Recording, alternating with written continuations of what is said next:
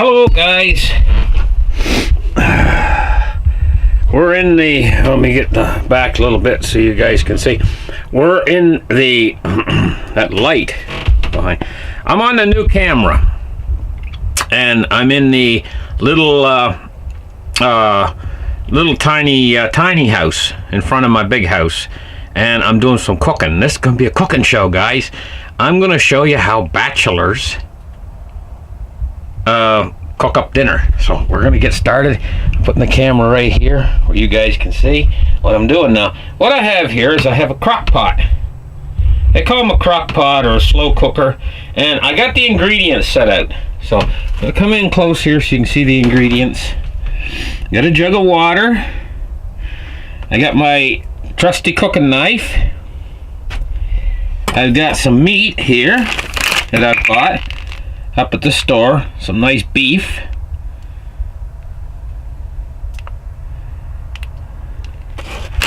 I've got some of this recipe onion roasted garlic soup mix from Knorr Company. I've got these egg yolk broad noodles. We've got here, so we got some nice cabbage to work with. We got potatoes and we got onions and we got some baby carrots, and we've got a nice size hunk of having a brain fart. A nice size hunk of turnip. Okay, now I'll tell you what we got in the pot already. We're gonna take a look in the pot.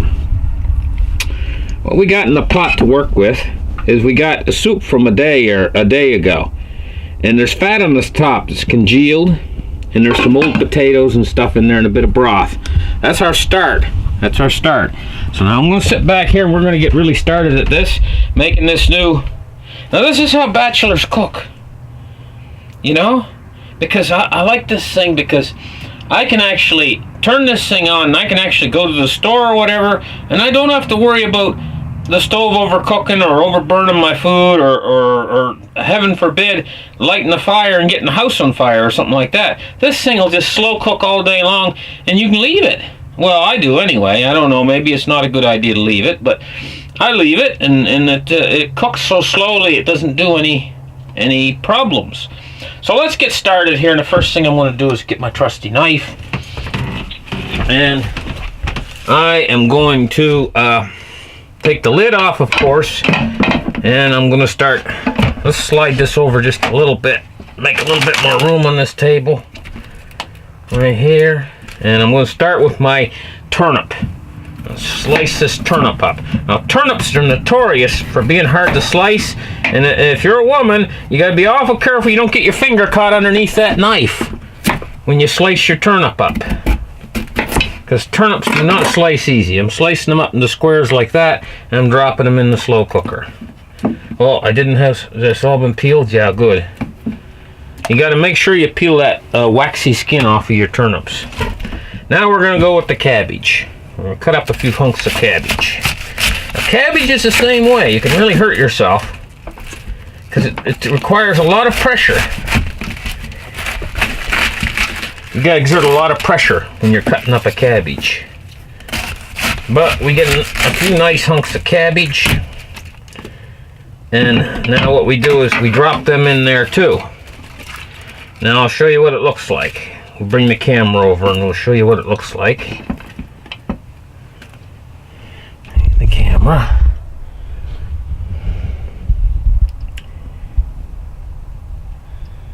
We got the cabbage and we got the turnip in there. Move them around a little bit. And they're going down into the liquid. Okay? So that's that. Now, we got the next part to do. The camera over here, you can see what I'm doing a little bit better. The next part is we got to peel the potatoes. Take the potato and you cut around in a circle like this.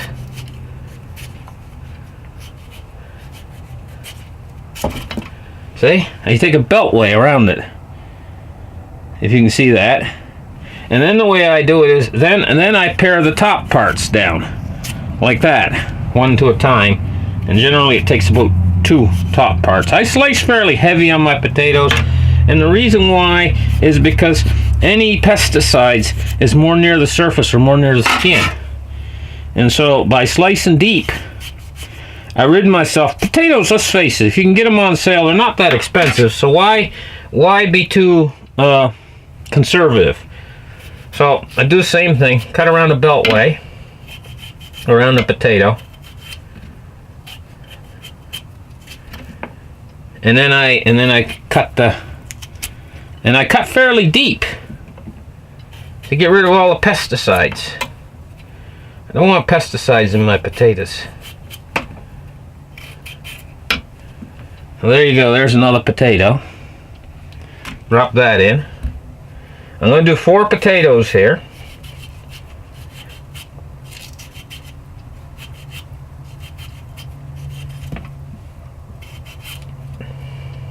Now this is how a bachelor, an old bachelor like me, can get a home-cooked dinner. Because that's one of the hard things for us, you know, as bachelors, is to get a home-cooked meal. There, another one. And the 4th potato. I find with this crock pot, it makes it really easy to get a home-cooked meal. And what you can do is, after it's all cooked up, you know, you can mash your potatoes up with butter, you know, and you got pieces of meat in there, you know, you can take out, and you find the meat's really nice and soft and tender, because a slow cooker is the best way to get meat tender, you know. You cook it over about a 6 or an 8 hour period. Now that potato there is kind of big. I'm going to slice him in half and drop him in. Now let me take and show you what it looks like now. And by the way, we're filming on the new camera.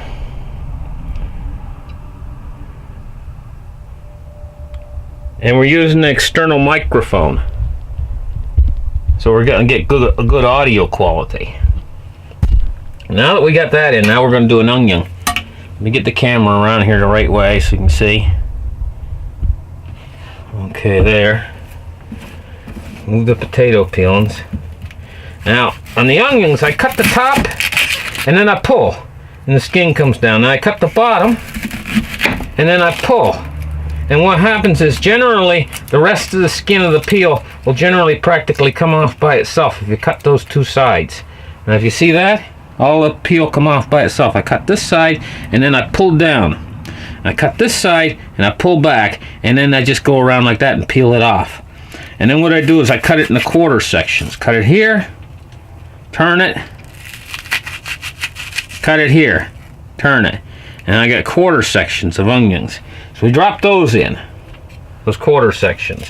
We do 1 more onion. Same way, we cut the top of him, pull, cut the bottom, pull, and then we go around like this. Whoop, this one's being a bit stubborn. Sometimes you get a stubborn one, you gotta go like that and get him started. And then you pull around. And you can see it all coming off. Now you don't want to eat this outer skin anyway, because that outer skin is green. It's green, and it's not the good part. The good part's the inside part right here. And then I cut it in quarter sections again. Now I don't use an extremely sharp kitchen knife. I use a fairly dull kitchen knife, but it's sharp enough to do the job. And there's a reason for that. Because of the way I do it, I'd end up hurting myself. If I had a super razor sharp kitchen knife, I'd end up cutting myself. So I just use a knife. When you first buy the knife, you know how it is, it's not real sharp. I leave it that way. Okay, so now we're going to take these baby onions, and we're going to pour them in. We're going to use a half a bag.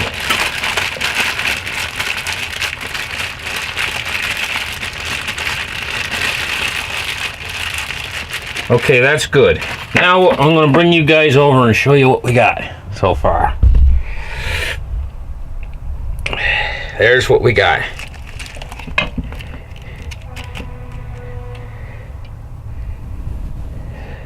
My eyes are starting to water. Oh my God, that last onion got me. He got me. Okay, so now we're going to use these egg yolks. No yolks. And we're not going to use the whole bag. We're just going to use a few. Basically a cupful. So we got those in there. Oh, that's the egg yolk. So now I'll show you guys what that looks like. So basically we just put a cupful of these no yolk egg yolk things in. Okay, these they're noodles. A cupful. This is like a cross between a stew and a soup. You know, you can use it for both. Now we're going to use this Knorr's onion mix. I'm going to put a whole bag in. There's 2 packets in here. The packet comes out. Tear the top off. We pour that in its entirety. Oh, you know what I forgot to put in my meat? I should have put it in earlier. Now I'm going to have to try to fish it down into the bottom where I want it. Open up the meat. And we take our knife and we go like this. And they always put these things. I almost said tampon, but they're like a thing on the meat. I hate those things. They stick to the bottom of the meat. You take the meat and pull it out. And we lay it in there, and I'm going to have to fish that down into the bottom. So we can see that right now the meat's up near the top. Now I'm going to have to kind of take my knife tip, and I'm going to have to try to get that down in there where it's supposed to be. Boy, that's a tender piece of meat, because my knife is actually going right through it. Squish it down in there, and while I'm doing it, I'm going to mix in some of this stuff, you know, get it mixed in. I think that's most of our ingredients except for some spices. So now we're going to hit the spices. Now I want to tell you guys something. It's very important. They make these soup. They make soup broth that comes in a square container. It's liquid already. It's in a thing called a Tetra Pak. And what Tetra Paks are is, you see that most people call them juice containers. They're little square containers about this big the kids suck on, you know, and they stick the straw down in them. And they got bigger ones, you know, where they have milk products and everything in your grocery store. And they're called Tetra Paks. Those Tetra Paks are all the same. They can leave that milk in the grocery store in a Tetra Pak and it won't go bad for 6 months, a year. Just like canned food. But there's a difference between Tetra Paks and canned food. Tetra Paks are irradiated. Means they run them through a big irradiation machine that kills all the germs. And that's why germs won't grow in them. That's why they don't spoil. Is because, so I try to avoid them. I avoid them even more than canned food. I try to avoid canned food. Now this is onion salt, and we put some of that in. Probably about a teaspoon. And now we're going to put in some oregano, about a teaspoon. I knew it was already open. And now we put in some garlic salt, and again about a teaspoon.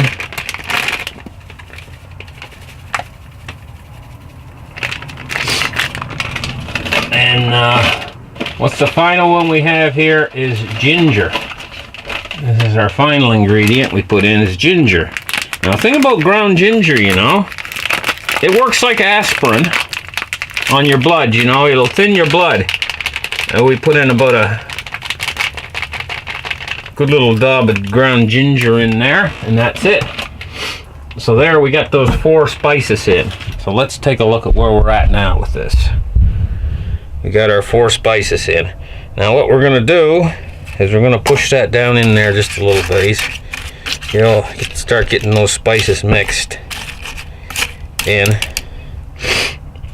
Now we're going into the final stage. The final stage is we add our water and we bring it up a ways with the water. There we go. We're up near the surface. And let's take a look. Now we take our knife and we do the finale, which is trying to get all this mixed in together. All this, stirring it a little bit to get the spices and everything else all mixed down in there into the crock pot. We don't want the spices too much sticking to the vegetables and stuff, you know. And you see the water starting to turn brown color, and that's what we want to see. So then the final stage here of this operation is we put the lid on here, and then we turn the crock pot up to 2 on the settings, on 2. That's the highest setting. That means 6 hours from now this will be done, you know. So now what I'm going to do is I'm going to clean up my mess of garbage here on the table.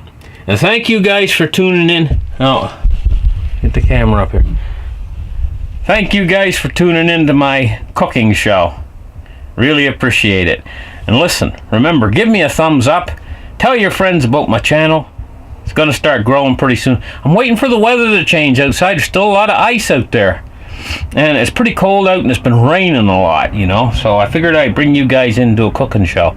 Thank you guys for listening, and we'll catch you guys in the next show. Bye-bye, guys.